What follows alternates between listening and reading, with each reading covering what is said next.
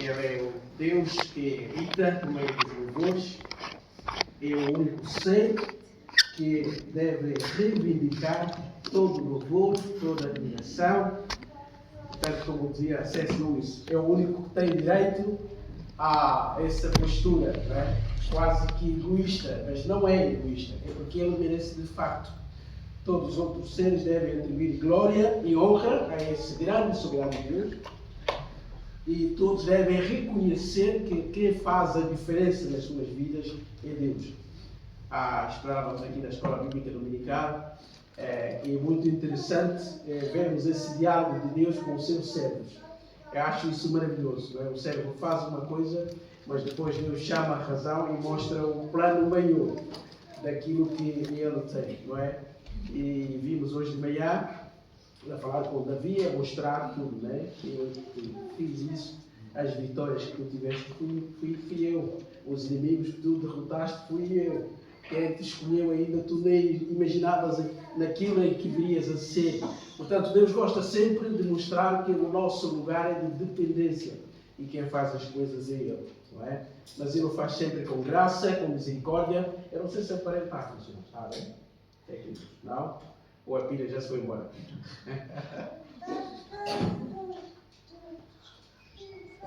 Acho que está tudo bem. Quer dizer, não estou a ouvir aqui o feedback. Ok, vamos então para o texto, para esta manhã. Quero convidar os irmãos a abrirem comigo a carta aos Hebreus, a epístola aos Hebreus, no capítulo 8. Aproveitando enquanto os irmãos abrem as suas Bíblias, é sempre bom os cristãos trazerem as suas Bíblias, ou ao telemóvel, ou ao tablet, seja lá o que for. Nós sempre fomos conhecidos como homens e mulheres da palavra. Aliás, é a base da nossa fé.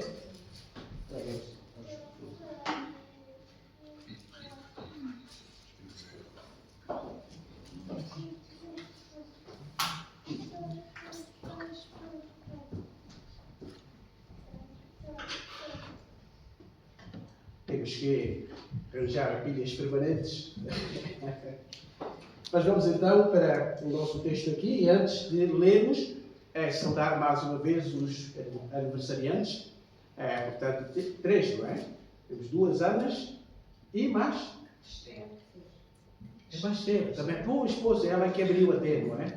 É que abriu. Portanto, decidiram agora em fevereiro, não é? E amanhã também haverá outra aniversariante, acho eu.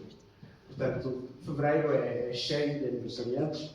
Portanto, nós agradecemos a Deus a vida de cada uma das nossas irmãs e pedimos também a bênção e a misericórdia do nosso Deus para com cada uma delas. Vamos então para o capítulo 8. Vamos correndo. Esta carta, esta epístola, tem 13 capítulos. Das cartas mais profundas em termos de teologia e, sobretudo, da compreensão da Bíblia. Eu diria mesmo que esse provavelmente é dos livros mais profundos que liga os dois testamentos.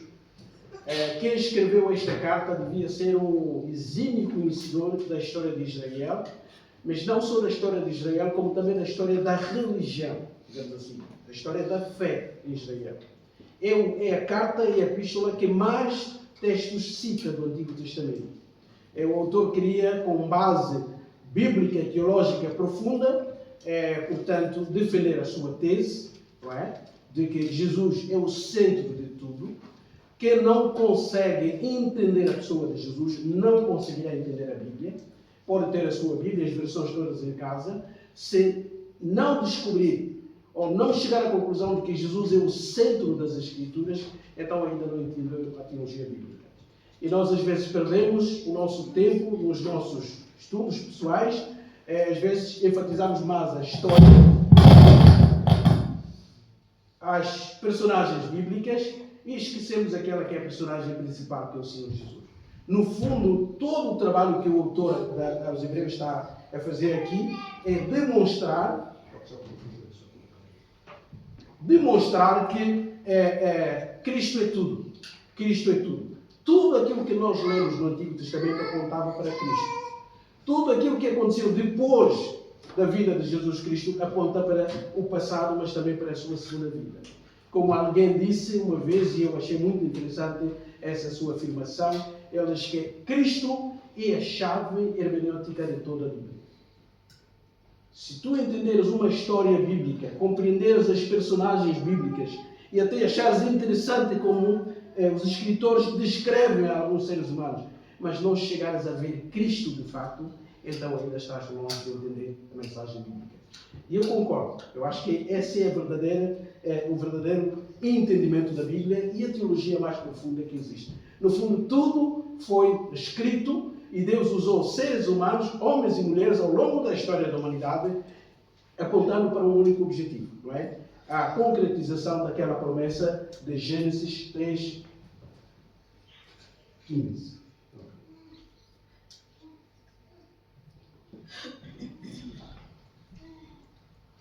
Acho que agora vai funcionar assim. Funciona. Quem sabe, os técnicos sabem. Ok. Então, este é o objetivo da Bíblia. No fundo, aproximar-nos de Deus através de Cristo. Na perspectiva cristã, a nossa relação com Deus sempre foi uma relação de um mediador. O mediador é crucial na nossa relação com Deus. E o mediador que está acima de todos os outros mediadores é o Senhor Jesus Cristo. É verdade que antes da sua vinda ao mundo, Deus usou várias pessoas para nos ajudarem a compreender, a entender a mensagem de Deus. Profetas, sacerdotes e apóstolos, nós temos essas pessoas todas que foram usadas por Deus. Mas nenhum deles se compara ao mediador por excelência que é o Senhor Jesus. Então o nosso autor vai nos ajudar a entender isso através deste texto aqui do capítulo 8. Então vamos ler o texto e pedir ajuda do nosso Deus também para a compreensão do mesmo. Diz assim, Carta aos Hebreus, capítulo 8. Vamos ler todo o capítulo, é curto, porque assim apanhamos a ideia do autor. Diz assim, a palavra do nosso Deus. Ora, o essencial de todas as coisas que temos dito é que possuímos tal sumo sacerdote que se assentou à destra do trono da majestade dos céus, como ministro do santuário e do verdadeiro tabernáculo que o Senhor erigiu e não o homem. Pois todo sumo sacerdote é constituído para oferecer tanto dons como sacrifícios. Por isso, era necessário que também esse sumo sacerdote tivesse o que oferecer.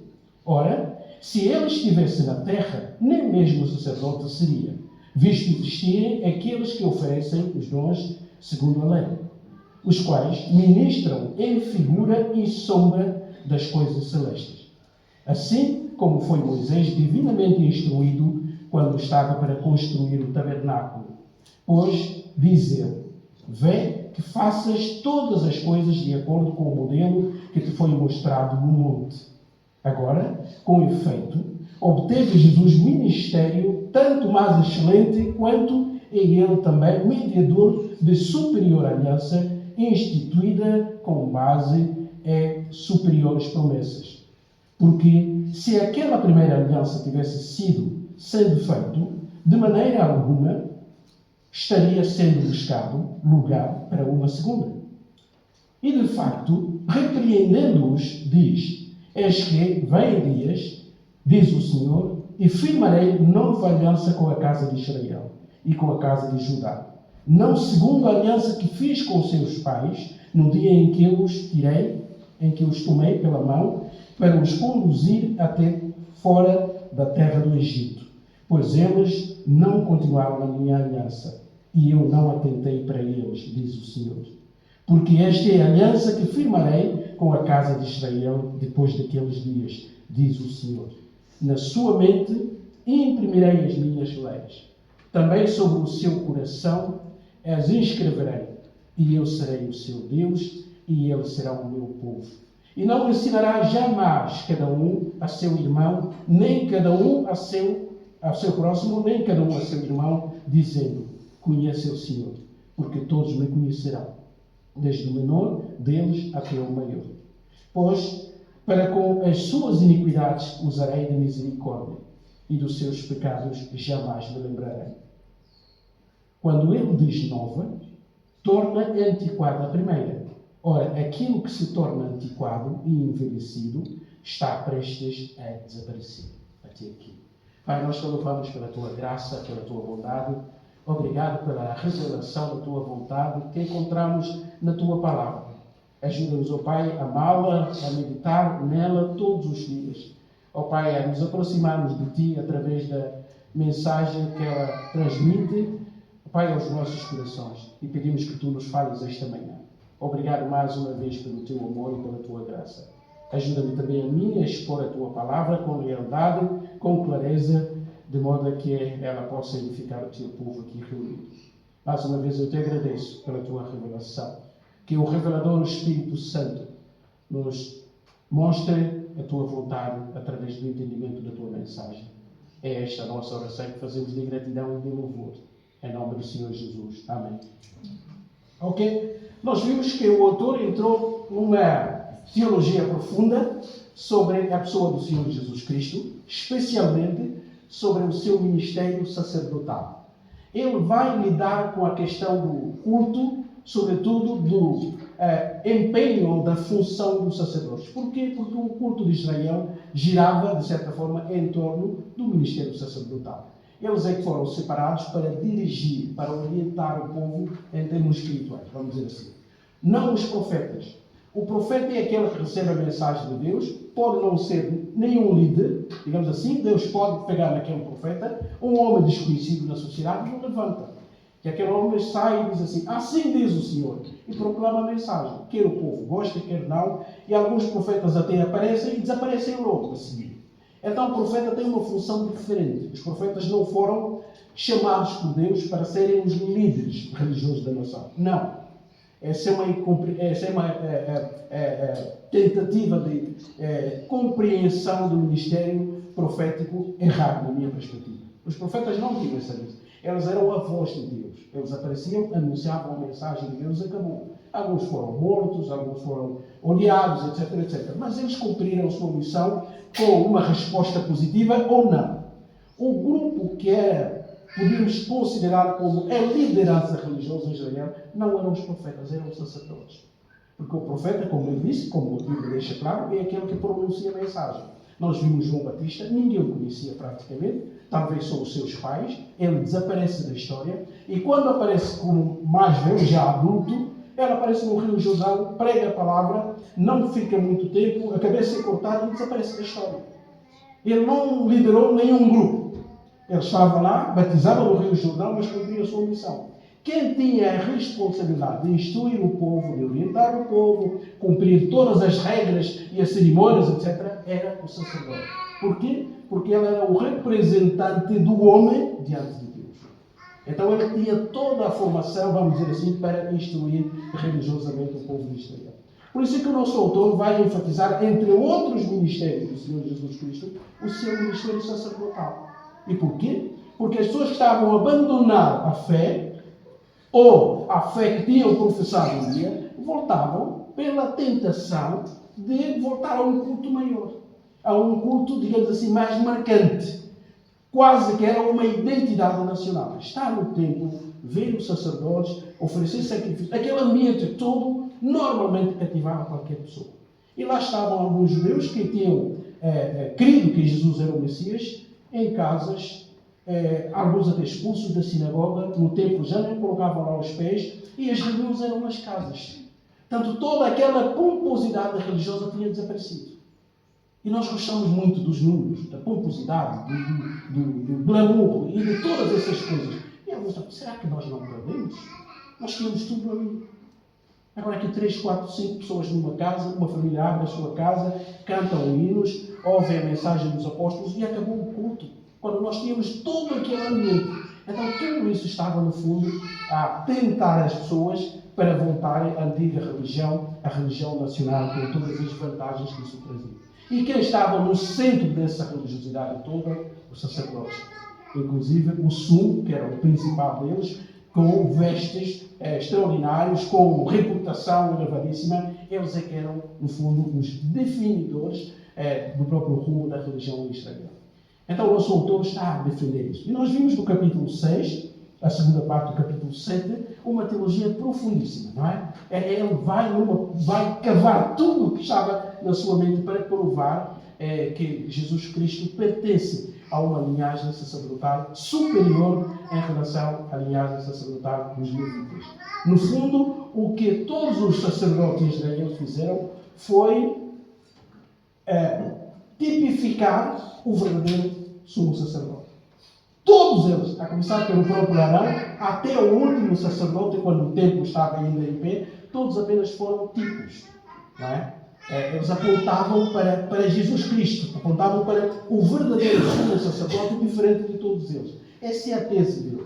Por isso é que ele vai ligar Jesus a Melquisedeque e não a Arão e a tribo de Levi, para mostrar que o sacerdócio de Jesus Cristo é incomparavelmente superior. Por quê? Porque o ancestral dos levitas, o próprio Abraão, ainda ofereceu o dízimo a Melquisedeque e Melquisedeque o abençoou. E o autor disse, na sua tese, que aquele que abençoa o outro é o superior que abençoa o inferior. Então, se Abraão foi abençoado por Melquisedeque, significa que o ministério sacerdotal de Melquisedeque é superior. Só que os levitas e todos aqueles vieram de Abraão. Então, para o autor, de uma forma muito profunda, diz: geneticamente, os filhos, os netos, os bisnetos estavam todos em Abraão. Então, se Abraão prestou culto ou prestou reverência a Melquisedeque, significa que todo o sacerdócio levita, no fundo, é inferior ao sacerdócio de Melquisedeque. E ele diz, então, Jesus pertence a esse sacerdócio. Então, a teologia foi tão profunda, que podia até atrapalhar, e eu sei que os capítulos 6 e 7, às vezes, não é? Escapam-nos, porque é profundo demais. E ele sabe disso. Um bom professor sabe, quando a matéria é difícil, está a passar aos alunos, percebe isso. Sabe que esse capítulo, esse tema aqui é muito complicado. Provavelmente faz mais repetição e usa uma linguagem mais compreensível, porque tem consciência. Um bom pedagogo tem consciência disso. E o nosso autor é um bom pedagogo. Ele sabe disso. Por isso aqui o versículo 8, o capítulo 8 começa, os irmãos vêm ali, acompanham, diz assim: ora, o essencial, algumas pessoas dizem, a suma de tudo isso, o resumo de tudo isso que eu vim dizendo, eu sei que é profundo, é teologicamente inatingível para muita gente, mas eu entrei por labirintos, mas no fundo o que eu quis dizer, o que eu quis apresentar, é que temos um sumo sacerdote. Só que esse sumo sacerdote é diferente, ele diz assim, que se assentou à destra do trono da majestade nos céus. Irmãos, isso é importante, esse pormenor. Ele está a apresentar Jesus não só como sumo sacerdote, mas também como rei. Porque Jesus ocupou isso. Quando ele apresenta como sumo sacerdote que se assenta no trono, os sumos sacerdotes não se assentavam nos tronos. Eles tinham um ministério. Dar dons e realizar sacrifícios. Mas quando ele junta esse pormenor aqui, ele está a dizer que nós temos um sumo sacerdote especial. Não se lembra de Melquisedeque? Não é? Ele funcionou como um sacerdote ali, mas ele também era rei. Então o autor tem isso em mente, dizer que Jesus cumpre essa dupla função que nenhum outro sacerdote em Israel cumpriu. Sacerdotes eram sacerdotes, reis eram reis, é outra coisa. Mas este aqui, ele presta serviço e ele está sentado à majestade dos céus, como ministro do santuário e do verdadeiro tabernáculo que o Senhor erigiu e não o homem. É o que estávamos a estudar na escola bíblica militar. Não é? Os homens, o ser humano, o religioso, procura fazer coisas para Deus. Em princípio, construir uma casa para Deus e separar os utensílios sagrados para aquele Deus. Ele também manipula esse Deus, não é? Por isso é que o homem tenta fazer Deus a sua imagem e semelhança, ou de madeira ou de qualquer outra, para manipular. Mas o Deus da Bíblia é aquele Deus que não é manipulável. Porque ele não cabe, não é? E Paulo dizia isso lá em Atenas, não é? Nós adoramos um Deus que não cabe em nenhuma casa. Ele criou as estrelas, os céus, as galáxias. Como é que podemos conter esse Deus a uma única casa construída pelo ser humano? E o autor está a dizer, então, ele serve um tabernáculo construído por Deus e não por homem. Pois todo sumo sacerdote agora explica qual era o ministério sacerdotal. Os irmãos vejam a lógica desse autor, é maravilhosa. Ele vai falar dos sacerdotes e vai falar da aliança, a partir do capítulo 9, até o capítulo 10. Mas ele começa com o próprio ministério sacerdotal, diz assim: pois todo sumo sacerdote é constituído para oferecer tanto dons como sacrifício. Por isso é que era necessário que também esse sumo sacerdote tivesse o que oferecer. Ou seja, o ministério sacerdotal estava ligado a ofertas. Não é? Ele diz aqui, para oferecer dons, ou seja, dádivas a Deus e sacrifícios. As pessoas trabalhavam, cultuavam o trazer e os levitas levavam ofertas agradáveis ao Senhor. Não é? Havia animais, mas havia também plantas, ervas que eram queimadas como cheiro suave. Aquilo era como dom, uma oferta, uma retribuição daquilo que Deus estava fazendo no povo. Mas não era só isso. Como o sacerdote estava a representar pecadores, ele também tinha que fazer sacrifícios. Tinha que haver derramamento de sangue, não é? Para o perdão dos pecados. Então o autor diz que eles tinham essas duas funções, no fundo. Não é? Por isso é que um sacerdote nunca podia entrar no templo ou no tabernáculo de mãos vazias. Isso não combinava com a sua função. Se ele representa o povo para levar dons, ele tinha que ter coisas materiais para levar. Se ele era o representante do homem para o perdão dos pecados, ele tinha que oferecer sacrifícios. E os sacrifícios exigiam a morte dos animais, que eram queimados lá no templo. Ele estabelece aqui e diz assim, ora, se ele, agora volta para Jesus Cristo, diz assim, se ele estivesse na terra, nem mesmo o sacerdote seria visto existirem aqueles que oferecem dons segundo a lei. A lei aqui é a lei sacerdotal. Os quais ministram em figura e sombra das coisas celestes. Eu tenho esses versículos aqui sublinhados, praticamente em todas as minhas Bíblias. Isso é importante. O que o Senhor está a dizer, olha, o ministério sacerdotal foi instituído pelo próprio Deus. Foi Deus que orientou Arão, a Moisés, para que falasse com Arão, e a partir dos seus filhos e da tribo de Levi, portanto, houvesse o ministério sacerdotal. Ora, Deus nunca pode sugerir uma coisa que é má. Se foi sugerido por Deus, é porque, bom, aquele ministério teve a sua importância.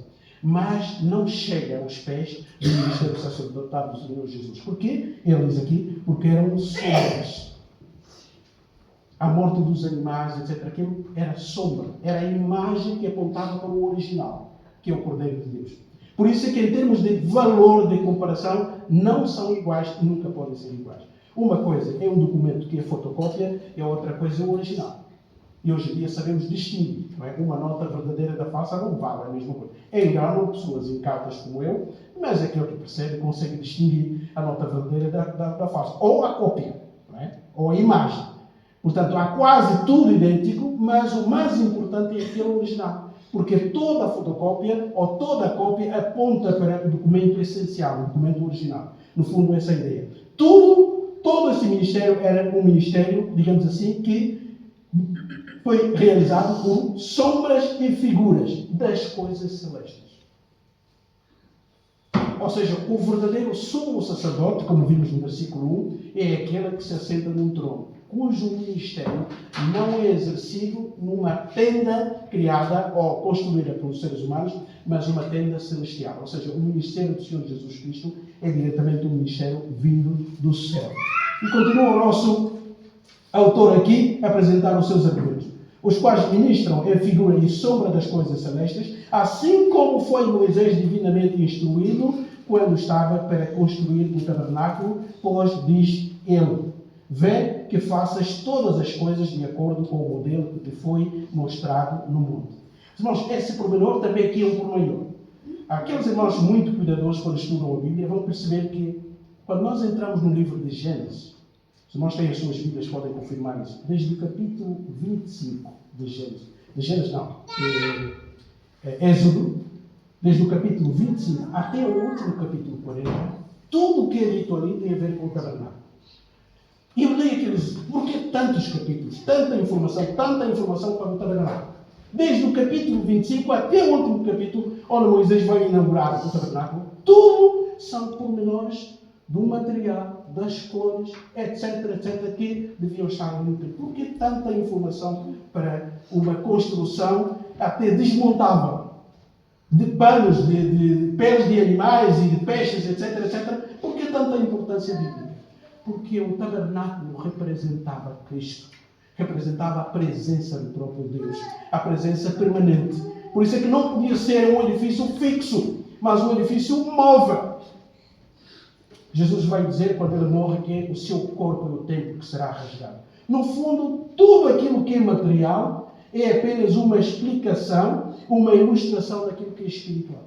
O verdadeiro templo é ou está dentro de seres criados à imagem e semelhança de Deus.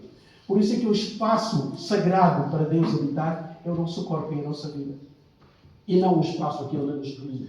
Se um dia tivermos um espaço maior e vendermos isso, essa casa pode se transformar numa loja qualquer.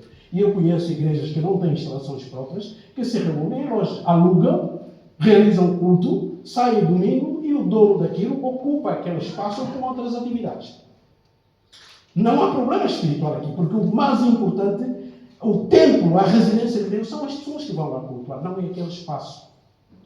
Por isso é que nós comemos aqui, cultuamos a Deus, quando temos o almoço comunitário, tiramos os bancos, servimos as mesas, porque não é esse espaço. Agora, a residência especial de Deus somos nós. E nós entendemos essa mensagem do Novo Testamento, porque o Espírito Santo vem habitar em nós. Em todo aquele que tem Cristo no seu coração, ele se tornou a habitação de Deus. Então, tudo aquilo que orientou a religião de Israel era apenas uma figura daquilo que Deus preservava ou reservava para o futuro. Moisés, então, recebeu as instruções para fazer tudo conforme as orientações. E tantos capítulos só para construir aquilo. Diz então o nosso autor como conclusão lógica. Agora, com efeito, versículo 6, obteve Jesus ministério tanto mais excelente quanto é ele também mediador da superior aliança instituída com base em superiores promessas. O autor vai dizer que o sangue dos bodes e dos animais não podem limpar a consciência. Ele vai dizer isso no capítulo 9. Então, para que é que serviu? Tantas mortes, tantos animais, tanto dinheiro gasto, que cada família judia tinha que ir ao templo com o animal, por que tanto desperdício? Pois, é verdade, mas no fundo, em termos religiosos, em termos cerimoniais, aqueles animais representavam pecadores. Por isso é que o dono da casa colocava a mão sobre o animal e o animal era decapitado. Mas em termos técnicos e teológicos, um animal não pode substituir um ser humano. O pecado cometido por um ser humano não pode ser perdoado com a morte de um animal. Pertence a níveis diferentes. Então, qual era o seu valor? O seu valor era preventivo. No fundo, apontava para o futuro. Para aquele que viria e derramaria sangue, se esse sangue valia. Então, no fundo, Deus estava misericordiosamente a perdoar o pecado, mas para que as pessoas não levassem, não brincassem com o pecado, Deus estava a dizer: olha, o pecado leva à morte. O pecado custa vida. E para perdoar o vosso pecado, vocês devem trazer uma vaca ou um boi. Então aquilo custava a família. No fundo era uma ilustração para mostrar que o pecado leva à morte. E a expiação só é feita com uma vida dada. Mas no fundo o sangue que perdoa de facto era o sangue de Jesus Cristo. Só que ele ainda não tinha vindo. Por isso é que os animais eram uma ilustração do ministério sacerdotal daquilo que seria o próprio Senhor Jesus Cristo. E isso é maravilhoso. E era um mediador de uma aliança superior, porque Deus tinha prometido renovar essa aliança. Continua o nosso autor. Versículo 7. Porque se aquela primeira aliança tivesse sido sendo feito, de maneira alguma estaria sendo buscado lugar para outra segunda. Obviamente, isto faz sentido. E de facto, repreendendo-os, eis que vem dias, diz o Senhor, que firmarei uma nova aliança com a casa de Israel e com a casa de Judá. Não segundo a aliança que fiz com os seus pais, no dia em que os tirei pela mão, para os conduzir até fora da terra do Egito. Pois eles não continuaram a minha aliança e eu não atentei para eles, diz o Senhor. Deus está a dizer: eu prometi estabelecer uma aliança real. Eu já tinha estabelecido uma aliança. Mas eu prometi que no futuro estabeleceria uma outra aliança. E o texto citado aqui é Jeremias 31, onde Deus diz que vou estabelecer uma aliança, só que essa aliança futura será diferente, será superior. Irmãos, quando ele diz que a outra aliança era inferior, não está a desvalorizá-la. Porque teve a sua tarefa, teve a sua missão. Isso é como a lei e a graça. A lei não salva. E a pergunta é: mas por que Deus deu a lei? E a Bíblia, o Novo Testamento diz: primeiro, para mostrar a sua santidade, e por outro, para mostrar a maldade do coração humano. Mas Deus deu, e a lei é válida, é santa e perfeita, mas não foi dada como um meio de salvação. Porque Deus já deu a lei a seres humanos que já eram pecadores. Então, se a lei não salva ninguém, por que Deus deu a lei a Moisés? Ele leu a lei apenas para mostrar que o pecado é uma transgressão, é uma desobediência diante de uma lei estabelecida. Por isso é que Deus fez questão de dar uma lei visível que pudesse ser lida. E num determinado momento, porque antes não havia uma lei escrita, exterior. Imagine, irmãos, como alguns concluem. No Novo Testamento as pessoas eram salvas por cumprirem a lei. Quem obedecia completamente a lei era salvo por Deus. A salvação pela graça só veio com o Senhor Jesus Cristo. Não é verdade. Porque a Bíblia não nos apresenta nenhum ser humano que cumpriu toda a lei de Deus na sua perfeição. Imagine, hipoteticamente, se houvesse pessoas que foram capazes de cumprir a lei, a partir de Moisés, há outra pergunta que temos de fazer. E aqueles que viveram antes de Moisés? Abraão? Noé? Então eles não tinham uma lei escrita. Como é que foram salvos? Então a Bíblia deixa claramente que a salvação é sempre um ato de graça de Deus. Só que a lei veio exatamente para trazer um desespero ao ser humano para depois pedir a misericórdia de Deus. No fundo é isso que o sumo sacerdote fazia. No dia da maior angústia, Yom Kippur, ela entrava no lugar mais santo para pedir perdão a Deus por causa dos pecados de toda a nação. Mas levando o sangue que representava Deus. Rapidamente vamos. Então o texto aqui citado é o texto de Jeremias, capítulo 31, que Deus iria fazer uma nova aliança com o povo de Israel. Mas diz então que quando essa nova aliança fosse estabelecida, diz um versículo, diz assim, versículo 7, vejam lá. E não ensinará jamais cada um ao seu próximo, nem cada um ao seu irmão, dizendo, conhece o Senhor, porque todos me conhecerão, desde o menor Deus até o maior. Eu já vi alguém pregar sobre esse texto e ele chegou à conclusão de que por isso é que não pode haver nem pastores, nem professor da escola bíblica dominical, nem nada disso, porque a promessa da nova aliança é que todos iam conhecer o Senhor. Portanto, não era necessário que outra pessoa instruísse uma outra pessoa, não é? E essa denominação abomina isso. Portanto, ninguém ensina qualquer irmão no culto, indicado naquele dia, pode abrir a Bíblia ao azar, abrir, e aquele texto é que será, e eu pregarei naquele dia, porque a Bíblia diz aqui que na nova aliança ninguém ia ensinar o seu irmão. Mas esse é um entendimento precipitado, não é? Não é isso que o texto quer dizer. O texto está a querer dizer o seguinte, que a nova aliança, o poder da nova aliança estará tão impregnado nos corações das pessoas, que não será preciso que alguém diga a outra pessoa o quê? Não é que ensinasse textos difíceis, não, mas que vocês conheçam o Senhor, conheçam. Ou seja, Deus vai derramar o seu Espírito e ninguém precisará de encontrar as Escrituras, digamos assim, nas pedras, para tentar conhecer ou estabelecer uma boa relação com Deus. Porque o próprio Espírito Santo já vai trazer a capacidade. A ideia é que essa nova aliança não será estabelecida por regras externas, mas por uma operação interior. É isso que o texto quer dizer. Portanto, ninguém vai dizer ao outro que conhece o Senhor, tenha um relacionamento com o Senhor. Sim, a pessoa pode ser instruída ainda a aprofundar a sua compreensão de Deus. Mas essa informação básica de que é preciso ter uma relação com Deus já não será necessária. Porquê? Porque o próprio Deus vai capacitar as pessoas. Irmãos, o texto continua e rapidamente ele diz assim. E Deus promete, versículo 12, pois para com as suas iniquidades usarei de misericórdia e dos seus pecados jamais me lembrará. Só Deus é capaz de fazer isso. Só Deus é capaz de perdoar e não se lembrar mais. Nós não somos capazes. Não é? Por mais que a gente diga, perdoei, já esqueci, mas a nossa memória guarda assim. Essa é uma capacidade tremenda que o nosso Deus tem. Dizer que quando eu perdoo de facto. Quando eu perdoo, já não invoco vingança, já não repito as coisas. Ela é capaz de pegar o pecado, nos pecados do Oriente e atirá-lo para o Ocidente. Ou aprofundá-lo debaixo da água. São expressões humanas para dizer que quando Deus perdoa, perdoa de facto. E nessa nova aliança, cujo sacrifício é permanente, do Filho de Deus do Cordeiro, então o perdão também será permanente. Quando ele diz nova, torna antiquada a primeira. Ora, aquilo que se torna antiquado e envelhecido está prestes a desaparecer. Ele está a dizer aqui, a antiga aliança foi temporal, teve objetivos temporais. Foi feita por Deus, vale, porque Deus é santo, porque Deus não muda de ideias, mas não era uma aliança no sentido perpétuo. O filho que nasceria de Davi viria reinar para todo o sempre, mas não é aquele filho biológico, mas um filho que viria da sua descendência, da sua linhagem, mas cujo reinado é eterno. Todos os filhos de Davi morreram. E hoje, a prova disso é que aquela antiga aliança, aquela religiosidade, o ministério do sacerdote era temporal. Uma das provas para nós, em pleno século XXI, é a falta do templo hoje.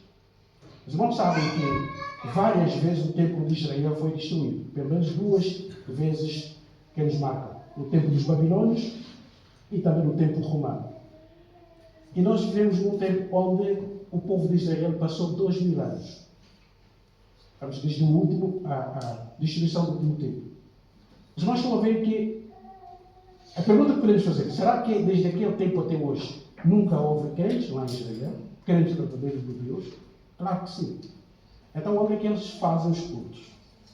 Se aquele ministério fosse tão importante, diríamos mesmo infalível para a espiritualidade do povo, como é que a espiritualidade do povo ficou nesses últimos 2000 anos? O que mostra que o templo estava lá. É verdade que era uma representação física, mas não era mais importante. O mais importante para Deus é o relacionamento pessoal que cada um tem com Ele. Porque 2000 anos passaram. Nenhum culto mais é feito no templo. Existem sinagogas, sim, mas já não existe templo nem sacrifício. Por isso é que o povo ainda sonha com um possível templo no futuro para ver se isso se realiza. Mas eu quero terminar, irmãos, com essa palavra, dizer aqui, eu disse no princípio que entender Cristo e colocar Cristo no centro é perceber a profundidade da teologia bíblica. Porque foi o próprio Jesus que o disse. Quem não chega a Cristo e ao valor da obra de Cristo é porque ainda não entendeu a Bíblia. Pode conhecer as histórias, as personagens, pode recitar textos bíblicos, salmos e tudo. Mas se alguém não chega à pessoa do Senhor Jesus Cristo, é porque ainda não entendeu a mensagem bíblica. É o próprio Jesus que o diz. Eu vou ler esse texto, vou terminar com ele, em Lucas 24. Os irmãos conhecem o contexto. Jesus ressuscita, os discípulos todos aborrecidos, afinal a esperança morreu, o Messias que veio para salvar Israel foi-se embora, então era uma derrota pessoal. E cada um começou a voltar à sua vida. E Jesus aqui no capítulo 24 de Lucas está acompanhando 2 discípulos. Ele vai acompanhar a sua conversa, pergunta do que estão a falar, e ele mete-se na conversa, mas faz algumas afirmações muito interessantes aqui.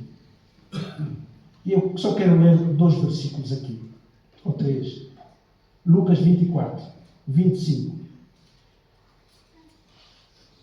Diz o texto bíblico assim, Lucas ajuda-nos a dizer assim, então lhes disse Jesus, depois deles dizerem, Jesus, tu não sabes o que aconteceu, o Messias veio, morreu, nós todos tínhamos a esperança, mas agora é o terceiro dia e ele foi derrotado. Então Jesus diz, ó nécios, nécios aqui aqueles que não têm muita inteligência, não é? Tanto incultos quase, a mesma palavra pode ser traduzida também, ó nécios e tardios de coração, para crer tudo o que os profetas disseram. Agora ele explica. Porventura não convinha que Cristo padecesse e entrasse na sua glória? Agora veja o versículo 27. Diz Jesus, e começando por Moisés, discorrendo por todos os profetas, expunha-lhes o que a seu respeito constava em todas as Escrituras. Começa com Moisés, por quê? Porque os primeiros 5 livros da Bíblia, pelo menos, foram compelidos por Moisés. A história de Adão e outros, Moisés não tinha nascido, mas ele é que compilou aquela informação toda. E Jesus disse, o Lucas está a dizer, Jesus começou com Moisés, ou seja, com Gênesis, passou pelos profetas e em todas as Escrituras ele começou a abrir os seus olhos. Isto tudo não apontava para mim. Quando Deus matou os primogênitos, protegeu aqueles que estavam na casa onde havia sangue dos umbrais. Não falava do Messias que viria no futuro? Quando Deus confundiu a terra e trouxe o dilúvio, matou todas aquelas pessoas, tirando uma meia dúzia de seres humanos, Ele não estabeleceu uma aliança, mostrando a sua misericórdia através do arco-íris. Não era obra, não apontava para mim. E todo o ministério sacerdotal, todos aqueles animais, todos os sumos sacerdotes que representavam a nação, não apontavam para mim. Davi falou que no futuro viria alguém cujo reinado, cujo sacerdócio era igual ao de Melquisedeque, não apontava para mim. E ele começou a abrir a sua visão das Escrituras. Mas o que é importante é que eles querem contar o que constava sobre todas as Escrituras. Ou seja, em qualquer texto, em qualquer história, não dizemos aqui que temos que forçar o texto a encontrar Cristo. Mas se nós percebermos a teologia, tanto da narrativa, nós vamos chegar à conclusão sobre a misericórdia de Deus. E Cristo está no centro. E a outra parte, no mesmo capítulo, diz assim: e a seguir, não é? A seguir, versículo 44, Jesus lhes disse: são estas as palavras que eu vos falei, estando ainda convosco. Está a falar agora esses dois discípulos.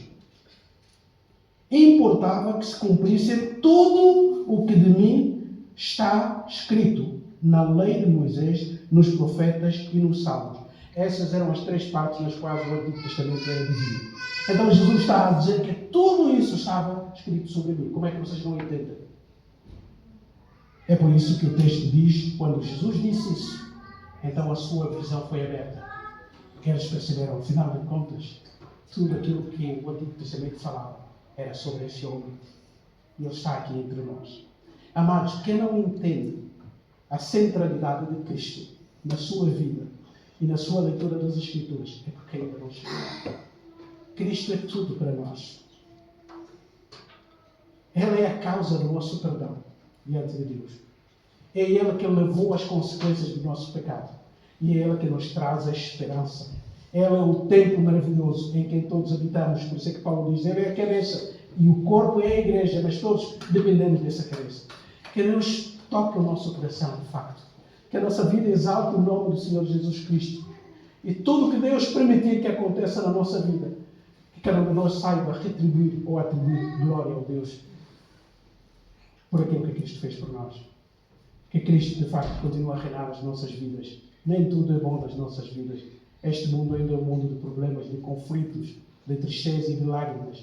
Mas quem tem Cristo no seu coração, esse já venceu. Porque ninguém vai tirar das mãos daquele Salvador maravilhoso.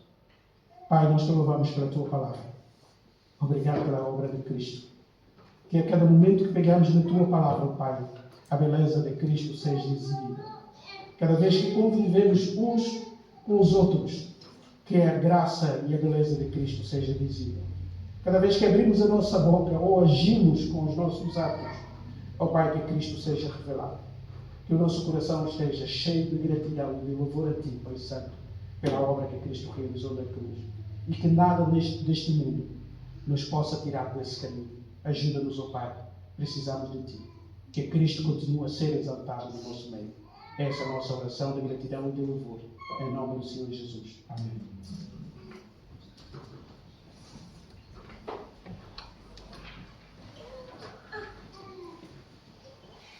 Vamos ficar bem.